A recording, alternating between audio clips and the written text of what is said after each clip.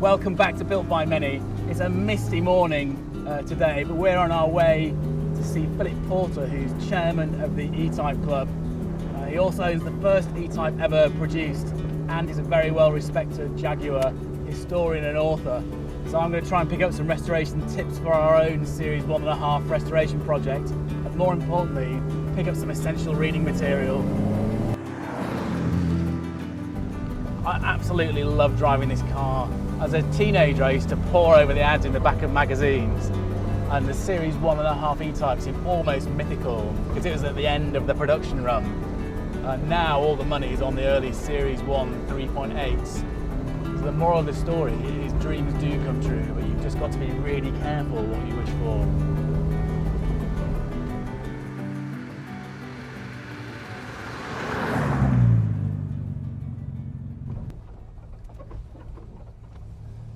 So I know this car has got a throttle cable conversion.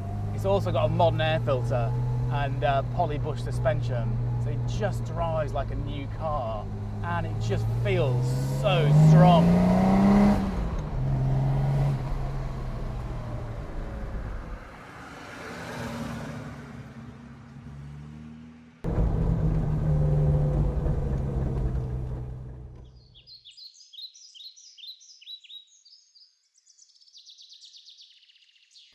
So it's great to be back here at the E-Type Club. Philip, thank you for having us.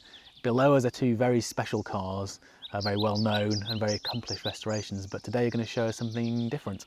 Yes, I'm going to show you the forerunners to the E-Types, the Jaguar XKs. Oh, brilliant. Let's go take a look. Okay. Yeah.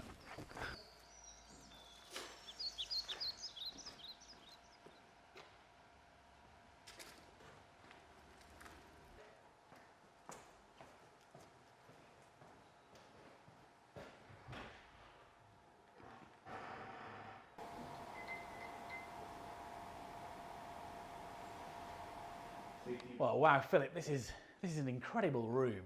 Just walk us through what have we got here?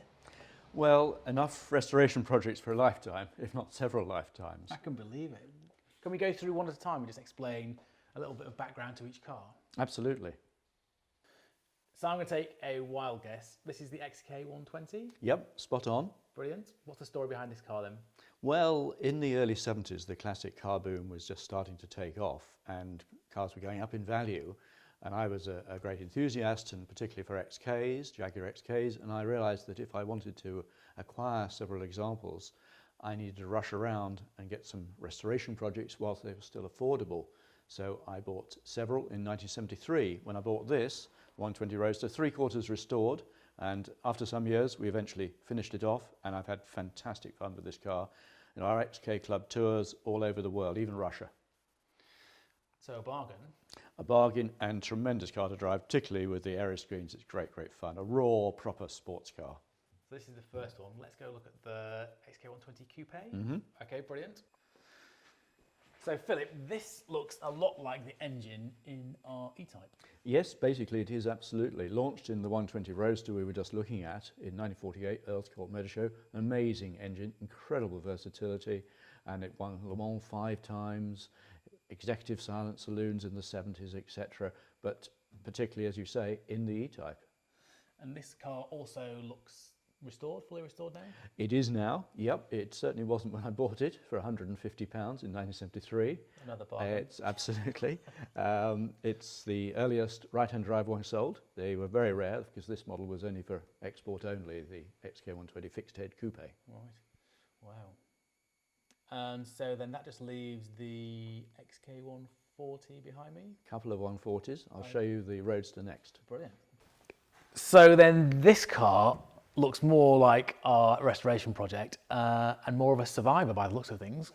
Yes, well this one actually ironically was on the road and in pretty good condition when I bought it, also in 73. It's a very rare right-hand drive 140 Roadster. They only made 47 of these for the home market. And it was the only XK I had on the road for many, many years, the only classic car. But it's sadly gradually deteriorated, and so now, yes, this is another restoration project.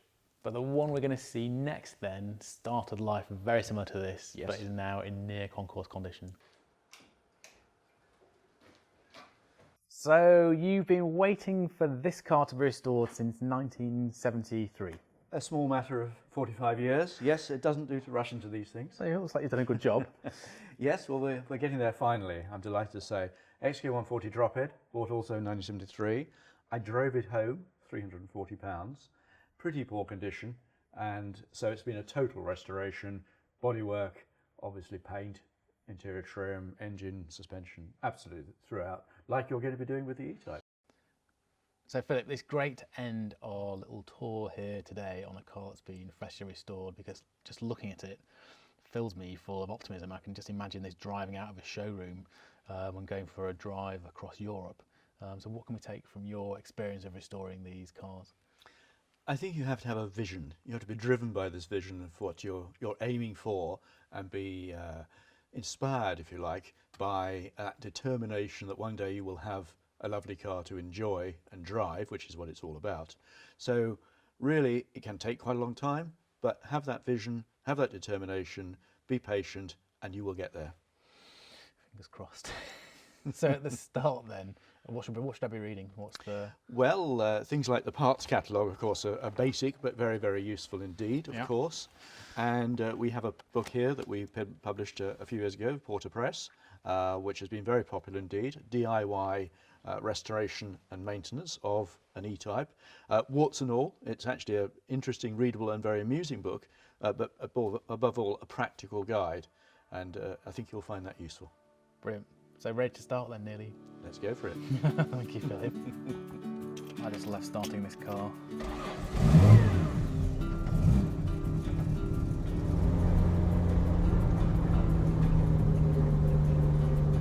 So the next step in our journey is to go and see the Jaguar parts specialists, SNG Barratt. So they've very kindly lent us this car for the series to get a feel for what it's like to own and drive one. So we're meeting their MD, Julian Barratt, who'll take us through the restoration of this car. It's called 50EE. And then we'll be picking up a technical audit. So we're meeting Peter Stant, who's their head technician, and he's put together a full audit of the car. So the goal for today is to understand the full scope of the work to be done on our car, so we can then go and develop a restoration plan. So it's a half an hour drive from here. It's through these lovely, almost single track country roads, so it's perfect E-Type territory.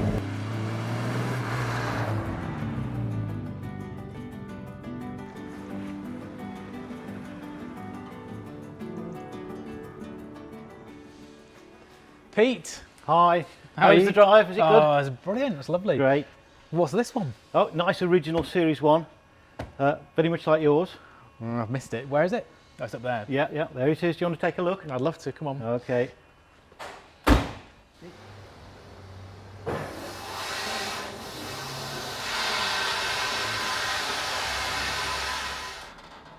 Well, thanks, Pete. It's good to be reunited again with the car. So it's a Series 1 E-Type Coupe, and it's in barn-fine condition. But technically, it's what's referred to as a Series 1.5 car. Is that correct? That's right. So it's an April 1968 build date. And there are only, I think, 1,500 of these cars made, so that makes it quite rare by any E-Type standard. And this one is 370 cars from the end of the Series 1 before they built the Series 2. So there are some features that we need to look out for. The first is it should have open headlamps, shouldn't it? That's right. Yes, this is a Series 1 bonnet. Yeah. And then internally, recessed door handles, is that right? That's right, it's a safety feature. And then the switches, it should be toggle switches rather than rocker switches. Rocker switches rather than... On first inspection, looking inside the engine bay, this to me looks like it's relatively complete, and compared with the rust, not too bad a story. Well, apart from the minor corrosion issues on the body, there's also an issue here where the car appears to have had an accident at some point. Really? Yeah, this wheel's been replaced. It doesn't match the others. Yeah, that one. And it looks as though you can see where the original wheel has actually hit the top wishbone there. So that must have been quite a knock to get it that far in. Somebody's obviously started to make a repair here because there are pieces that have been taken off. Yeah. The dampers are missing and so on, and a few bits of trim have been taken away. Right. Just enough so I think the car would roll. But the big issue here is the fact that the force of the impact has bent the engine frames. Right. And the engine moving has actually made it worse by bending the other frame as well. And it's also started to pull the rear engine mounting away from the body. But apart from that, it's fine. So worse than we thought then? Not at all.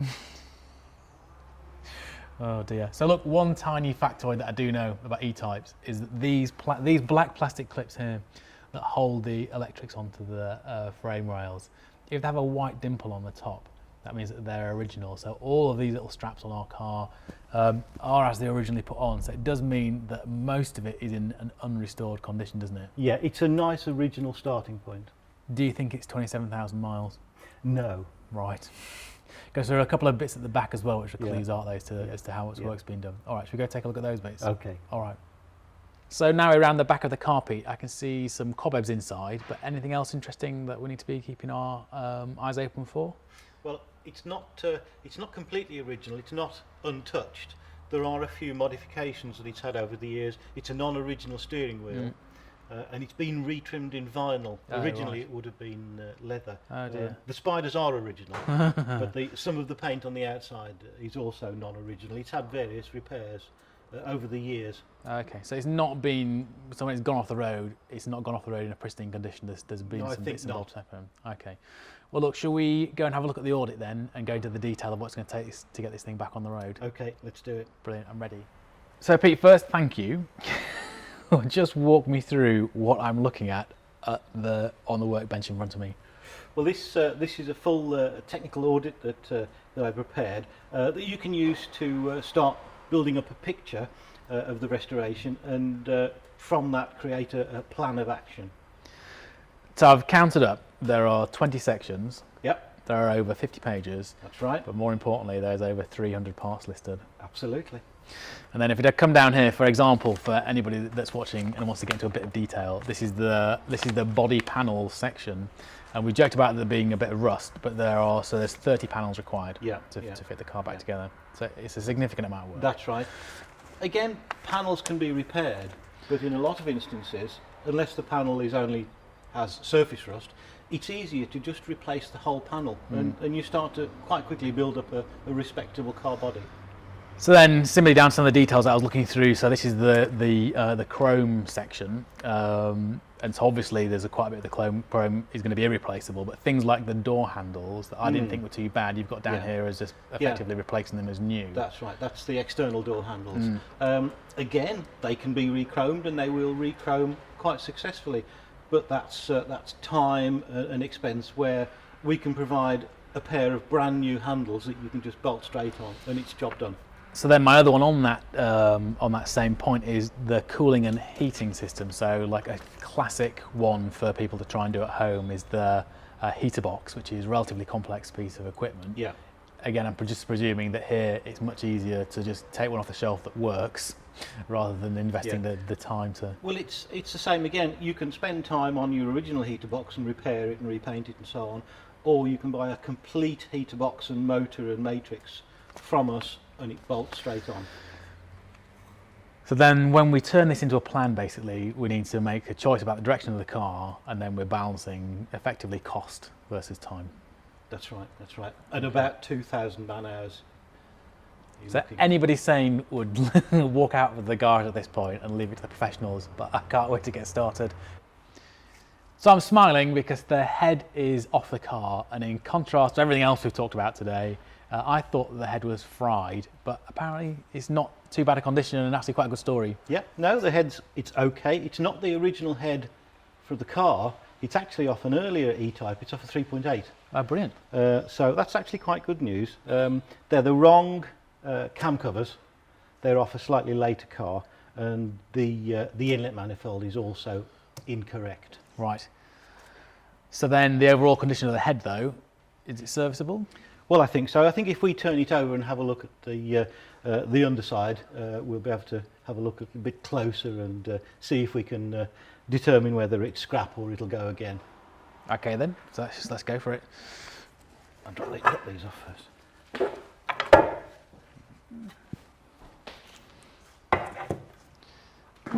Okay.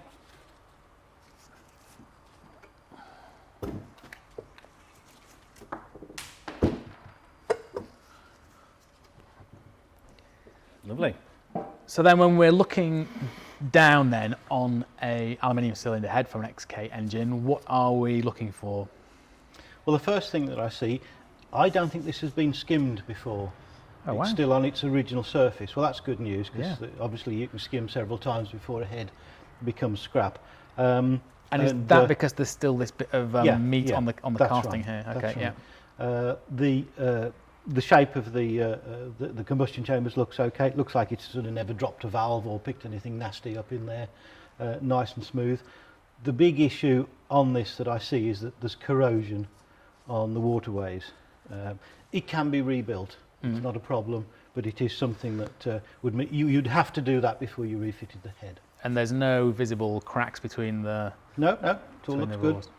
So then the next job is flip it back over, check the engine number, Yeah, and see if we can work out where it's come from.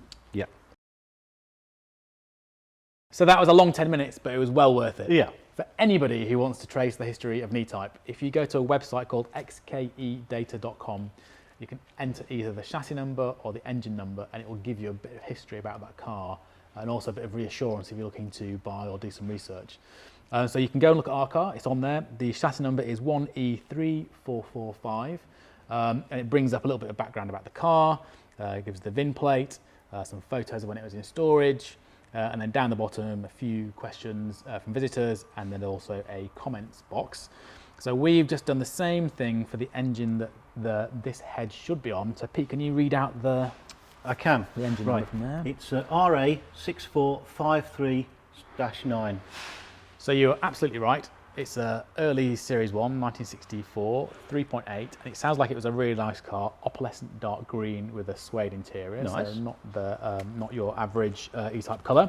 But most interestingly, when you look at the heritage notes, the car was first registered to a Lord Charles Spencer Churchill, and the car was first registered to Blenheim Palace. Right.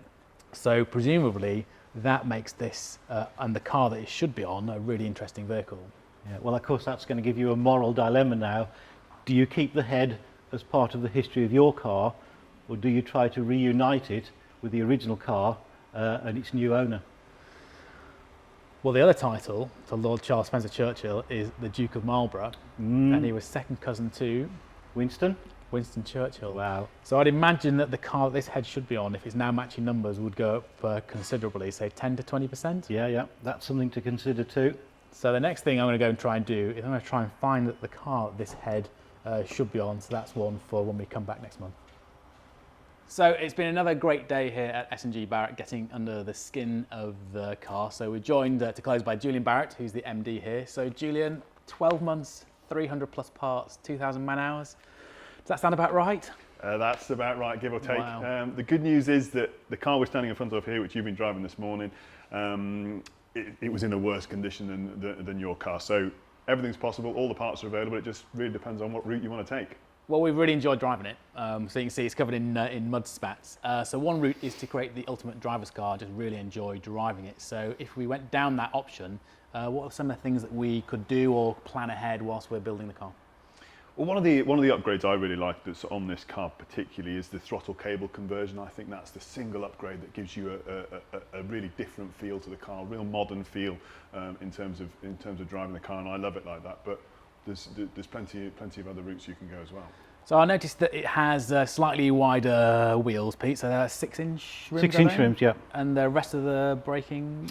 Well, we offer a range of different brakes for these cars, upgrades. This particular one has got 4-pot calipers at the front, which makes use of the Series 3 brake pad. So you have nearly twice the swept area of the original brakes, and with the 4 pots as well, you get modern braking. So brilliant. So then more broadly then, fuel, electrics, all... Yeah, you can go cooling, you can go exhaust, you can go suspension. There's almost hardly an area of an E-Type that you can't do some kind of upgrade on. Okay, so that's plenty for us to think about. What's our starting point then with the audit? Well, you've got your list of parts there. Everything else that you might need is in one of these, which is our catalogue. It's also all available online, so it's kind of over to you. Okay, well thank you very much for having us again. Just for everybody else, the car now is going to go back to the studio and we're going to do a restoration plan, and we're really looking at both the cost and the time it's going to take us, and start making some subjective choices about how we go about things. Other than that, thank you very much, and we'll see you guys soon. Yeah, see you soon. Best of luck.